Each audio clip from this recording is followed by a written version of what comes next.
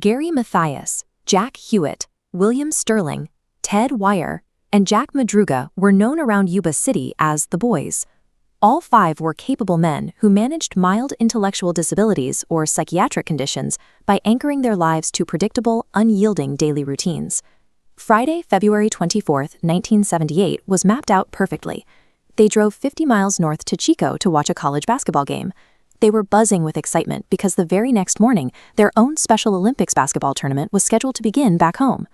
Following the game, they bought snacks at a local market, laughing and in high spirits. Then they vanished.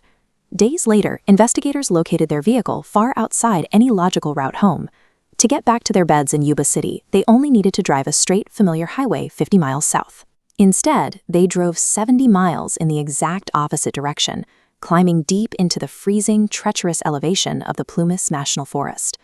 When police found Jack Madruga's 1969 Mercury Montego stuck in a snowdrift, it easily started with a turn of the key. It had a quarter tank of gas. Most baffling of all, its low-hanging undercarriage was perfectly intact. Driving this heavy sedan up a jagged mountain dirt road in pitch black without scraping the bottom required incredibly careful, deliberate navigation. 5 strong men could have easily pushed the car out of the snow, yet there were no tire marks to suggest they even tried. The physical evidence of a pristine, functional vehicle left completely abandoned transforms this from a standard search and rescue into a logic-defying puzzle. Abandoning that car meant stepping into complete darkness. At midnight, this unpaved forest road was dangerously isolated, and temperatures were hovering near freezing. The only account we have from that night comes from a stranded motorist named Joseph Shantz. He was trapped in his own car just down the road, suffering from a mild heart attack. Around midnight, Shantz saw headlights illuminate the snow. He watched a group of figures gather behind the glare. Desperate for medical help, he rolled down his window and screamed out to them in the darkness. The moment he yelled, the voices went dead silent.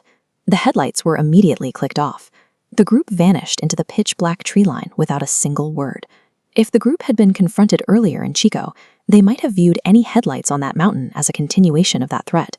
This interpretation suggests they were hiding in the dark, treating a man in need of help as a potential kidnapper. The total silence and immediate retreat into the trees suggest a reaction to a perceived threat, turning a navigational error into a desperate flight. Months passed before the snow finally melted. In June, a group of off-road motorcyclists riding 20 miles further up, the mountain traced a foul odor to an abandoned Forest Service trailer. Inside, they found the emaciated body of Ted Wire, lying on a bed wrapped in heavy blankets. The coroner determined Ted had survived in that freezing cabin for anywhere from 8 to 13 weeks, before dying of starvation and severe frostbite. Ted froze to death inside a cabin that had a commercial propane tank sitting right outside. A single turn of an exterior valve would have pumped full heat into the trailer, yet that valve remained closed throughout the winter. He also starved to death mere steps away from a storage shed packed with freeze-dried food and military rations. There was enough food on site to sustain 5 men for an entire year, but dozens of cans sat nearby, completely ignored. A wider search of the area revealed the remains of Jack Madruga, William Sterling, and Jack Hewitt miles away in the snow. They had succumbed to hypothermia. Gary Mathias, the military veteran of the group, vanished without a trace. The trailer contained everything necessary to sustain life: warmth, fuel, and over a year's worth of food.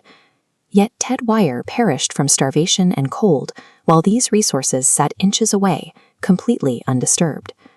Re-evaluating this scene requires shifting the focus away from external threats and toward the specific psychiatric and intellectual vulnerabilities of the men themselves.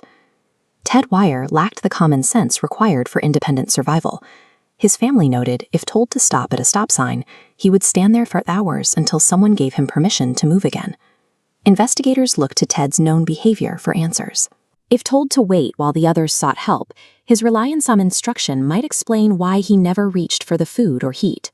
In this theory, Ted may have viewed survival as secondary to following the last order he was given. Gary Mathias suffered from schizophrenia and had recently missed his medication. If Gary experienced a severe delusion and led his friends into the woods to escape an imagined threat, the others, who naturally yielded to his leadership, would have followed him into the wilderness without question. The enduring horror of the Yuba County Five is the possibility that their pure, innocent trust was the exact mechanism of their demise. They lived their lives by following the rules and trusting their friends, a survival strategy that failed them in the one place where those rules no longer applied.